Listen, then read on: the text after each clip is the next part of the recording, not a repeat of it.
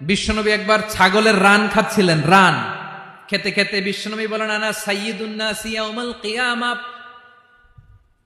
আমি কিয়ামতের দিন সর্বশ্রেষ্ঠ হব, মানুষের মধ্যে সর্বশ্রেষ্ঠ সেরা আমি বিশ্বনবী। আলহামদুলিল্লাহ পড়েন।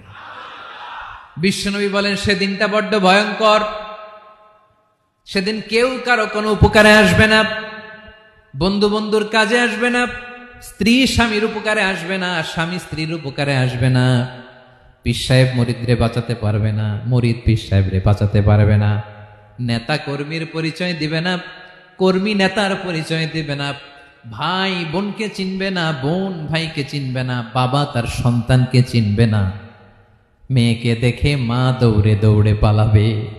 বড্ড ভয়ঙ্কর দিন। বিশ্বনবী বলবেন, জমিনটা এখনকার মতো থাকবে না, পুরো জমিনটা সমান হয়ে যাবে, ফ্ল্যাট। এখন তো গোল, তখন ফ্ল্যাট।